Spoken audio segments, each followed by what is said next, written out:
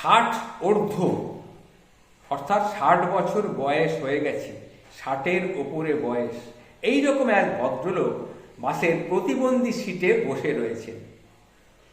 আমি তার থেকে 2টো সিট পেছনে। ওনার আগের সিনিয়র সিটিজেন সিটে 2জন বৃদ্ধ বসে আছেন, আর বাসটা প্রায় পুরোপুরি ভর্তি। তাই বোধহয় উনি প্রতিবন্ধীতেই বসেছেন। হাজরা মোড় থেকে একজন মাঝবয়সী ভদ্রলোক উঠলেন। দেখে অফিস ফেরত বলেই মনে হচ্ছিল। উঠেই উনি সোজা চলে গেলেন ওই প্রতিবন্ধী সিটের দিকে। ভদ্রলোককে বললেন, উঠুন তো দাদু, আমি একটু বসবো। বৃদ্ধ এবার সেই ভদ্রলোকের দিকে তাকালেন, তারপরে উঠতে শুরু করলেন। পিছন থেকে একটি ছেলে বলে উঠল, দাদা আপনি কি প্রতিবন্ধী? তখন সেই ভদ্রলোক হেসে বললেন,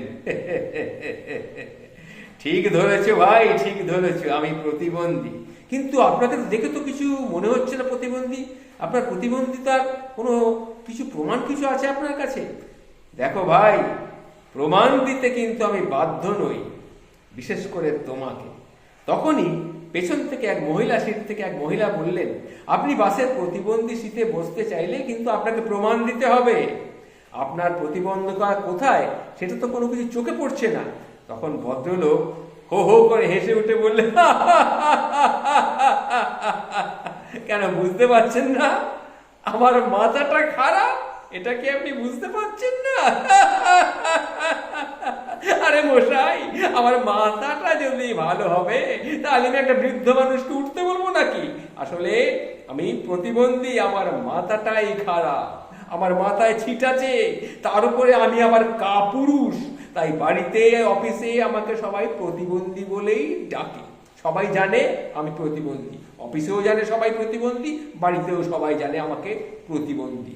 তাই তখন কথা শুনে সেই ভদ্রমহিলা চুপ করে গেলেন। ছেলেটি তখন বৃদ্ধকে বললেন, আপনি বসুন ওখানেই। তারপর ভদ্রলোকটির দিকে তাকিয়ে বলেন, নিন আমার সিটটাতে আপনি গিয়ে বসুন।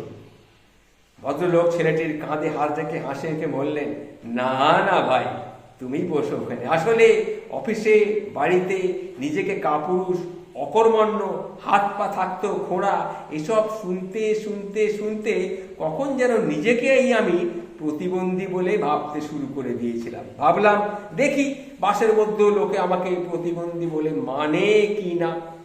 বাসটা কেমন যেন একটু থমথমে হয়ে গেল এই কথাগুলো শুনে। পুরুষ মানেই যে প্রতিবন্ধী সবার কাছে? না না, দুঃখিত, এটা ঠিক না। পুরুষ মানেই সে প্রতিবন্ধী নয় সবার কাছে। সে অন্য কারোর চাহিদা পূরণ করতে পারছে কি পারছে না সেটা তার ব্যাপার।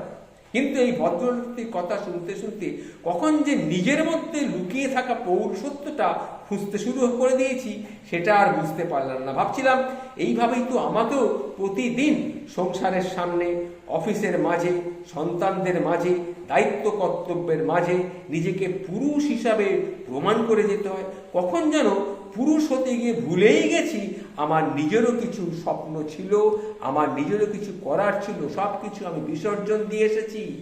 কারণ এই সংসারের চাপ, সন্তানদের পড়াশোনা, স্ত্রীর প্রতি দায়িত্ব কর্তব্য, বাবা মার প্রতি দায়িত্ব কর্তব্য, এত কিছুর মাঝে আমি ভুলেই গেছি যে আমি একজন মানুষ, আমারও একটা নাম আছে। এতদিন আমার অনেক স্বপ্ন আমি দেখেছিলাম। আমার শখ ছিল আমি একজন বড় ডাক্তার হব, আমার শখ ছিল অনেক কিছু, কিন্তু সেসব স্বপ্নই রয়ে গেছে। স্বপ্ন ছিল বহু মানুষের পাশে দাঁড়ানো, শখ ছিল জীবনটাকে উন্মুক্ত করে রাখতে, আরো কত না শখ আহ্লাদ ছিল জীবনটাকে নিজের মতো করে গুছিয়ে নেওয়ার। বাস্তবতার সামনে এসে পড়ে যখন দাঁড়ালাম, যেদিন বাবার চাকরিটা হঠাৎ চলে গেল, তখন আমি ওই উচ্চ মাধ্যমিক দেব তখনই বুঝতে পারলাম আমার বোনটাও বড় হয়ে গেছে, বাবারও চাকরিটা চলে গেল, শরীরটা খারাপ। তখন আমি বুঝতে পারলাম বাস্তব জিনিসটা কি। আর মা যদি ঘর না সামলে বাইরে চলে যায় তাহলে ঘরটা অচল হয়ে যাবে। তা ওই একটা রাতের কথাবার্তাই আমি কান পেতে শুনেছিলাম বাবা আর মায়ের মধ্যে। সেই কথাবার্তা শোনার পরই আমি নিজেকে, আমার স্বপ্নগুলোকে ছুঁড়ে ফেলে দিয়েছিলাম। তখন আমার একমাত্র চিন্তা হয়েছিল কি করে বাবা মাকে সামলে রাখবো আর আমার বোনটার কি করে বিয়ে দেব। এই নিয়েই আমি ব্যস্ত হয়ে পড়লাম। দেখতে দেখতে আমার আরো অনেকগুলো বছর কেটে গেল। সেই লড়াই এখনো চলেছি।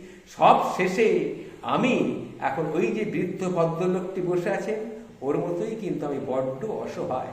এমনকি এই সমাজের কাছে আর যাদের সে স্বপ্ন পূরণ করতে যারা পারে না, তাদের কাছেও আমি বড় অসহায়। কারণ আমি কারোরই জন্য কিছু করে যেতে পারলাম না।